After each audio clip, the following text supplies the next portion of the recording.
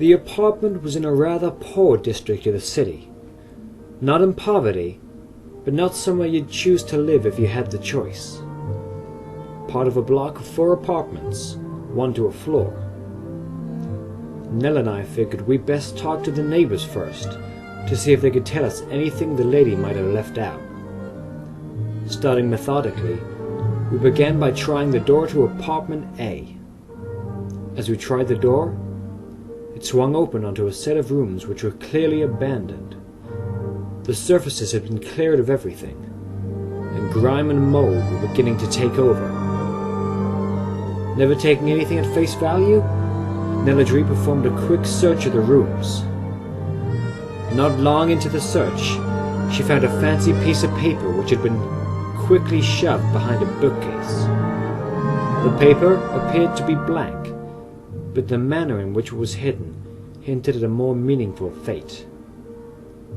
Nelladry put it in her bag, and we left for the next apartment. We tried the door to apartment C, but found it was locked. We knocked on the door. We heard nothing. We knocked again, and heard the faint sound of glass shattering. Someone had to be in there. I called out, "Hello? Is there anybody here?" There was a brief moan of silence, until a small voice piped up. "Go away! Please! Just leave! Go away and leave me alone!" The tone was tainted with fear. I tried to persuade what sounded like a halfling man to open his door.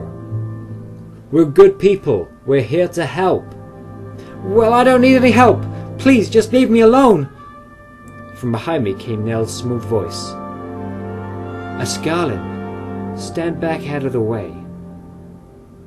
I sidestepped and watched with a devilish smirk as Nell ran into the door, busting it from the hinges and sending it sprawling onto the floor of apartment C. As religious and kind to those in need as Nell was, she certainly didn't show much restraint while on a case, especially when it meant listening to me try and black my way into somewhere. I'm glad I had someone like her on my side. I walked in past Nell brushing herself off, homing in on the male halfling who looked to be stashing as many vials and beakers of chemicals he could grab. He stopped when he saw me approach. "Do you live here?" I demanded. He flustered about. "Yeah, I mean, of course. Why else would I be? That is, yes, I live here." As he spoke, he wrung his hands together. He looked at every corner of the room. He began to visibly start to sweat. In short, this man was the picture of panic. I turned my head as Nell spoke up from the doorway. "He's lying. I can tell." "Listen to me.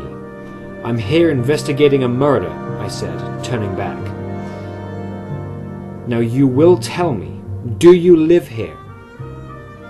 He let out a panicked sigh. "Okay, no, I don't live here. It's my brother's place. I was looking after it for him." "Really? Then what's the name of the person who lives here?" "Phineas. He's Phineas. We're alchemists." "And these?" Nell picked up a couple of vials from one table, shaking her head at the halfling. "To poison your mind with such drugs is a shameful thing in my religion." "Look, some of our customers like illicit things. Please don't report me. It's all I can do to make a living." I explained that we were private investigators, so I wouldn't have time to bother with him, if he told me what he could.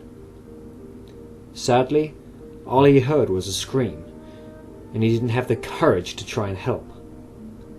With our time wasted, we left the man to his bottles and broken door, and ignored apartment D.